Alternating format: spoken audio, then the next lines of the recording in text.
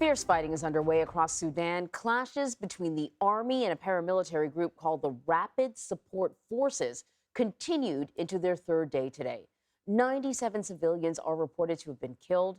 U.S. Secretary of State Antony Blinken expressed his concerns about the fighting and called for an immediate ceasefire during a statement at a G7 foreign ministers meeting in Japan.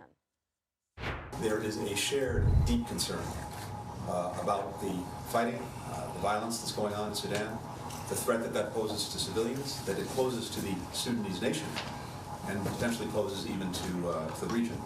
And also a strongly held view, again, across all of our partners on the need for an immediate ceasefire and a return to talks. Talks that were very promising in putting Sudan on the path to a full transition to civilian-led government. CBS News foreign correspondent Ramy Inocencio is following this story for us from London. Ramy, good morning. Good morning, Anne-Marie. And yes, this violence here has further derailed the country's first steps to democracy. Turns out that these two military factions were actually former allies who led a coup together back in 2021. And now, as we're seeing, they've turned on each other. Sudan sliding into chaos. Now in open warfare for a third day. Its armed forces against its most powerful paramilitary group, an estimated 100,000 strong. Woke up to the sound of gunshots. American Lakshmi Parthasarathi is trapped in Khartoum, the capital. With her drone, she captured smoke rising from the now closed international airport. I don't think anyone expected this to happen. A passenger plane had been hit, with deaths reported. People in the terminal trembled on the floor. In this fog of war, both militaries now claim control of key installations. At the heart of this hatred, the breakdown of their leaders' agreement to integrate, a power-sharing deal in 2021 between the army chief, General Abdel Fattah al-Burhan, and the head of the Rapid Support Forces, General Mohammed Hamdan Dagalo. Now smashed, despite a coup they led together against a civilian government. People in Sudan want the military back in the barracks. They want democracy. Secretary of State Antony Blinken called for the protection of non-combatants. The UN's food assistance program has been suspended after 3 staffers were killed, with civilians suffering the most. Sudan TV is now off air after gunshots were fired, the feed going blue. And a human rights activist says people are running out of food and water after the past 3 days. Anne-Marie, fighting continues across this country, no end in sight.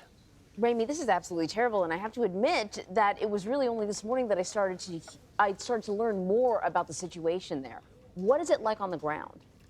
Sure. Well, fighting is still very much raging in the capital, Khartoum, and across parts of the country. We're talking about airstrikes, gunfire, artillery, reported by local outlets. And that includes the area around the presidential palace, along with the headquarters of Sudan's army. Now, Maxar satellite images showed that HQ looking very damaged. Smoke was also filmed rising from a runway at the international airport. But, you know, this is very much a fog of war as well in terms of who has the upper hand.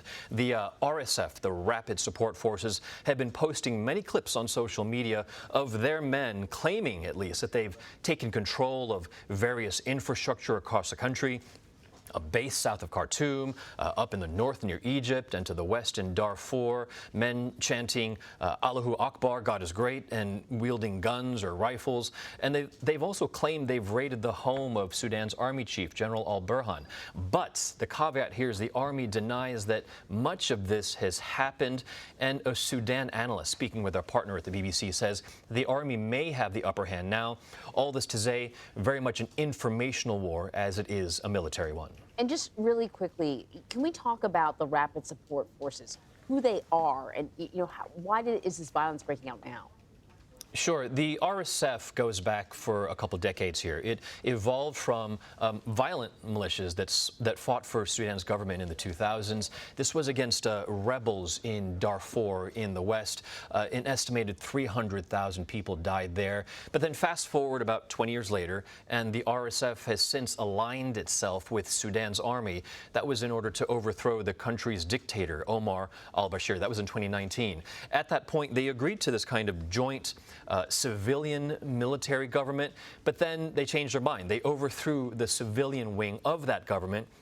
Now, this military alliance has fallen apart itself, and that is because the army wants to integrate this paramilitary faster over the course of 2 to 3 years. The RSF wants to stretch that out over a decade. But, Emery, bottom line, this is about power. No one wants to give it up, and that has erupted into the fighting we're seeing now. And this is further pushing back any hopes for democracy in Sudan further into some future. Yeah. Ramy, thank you so much. Of course.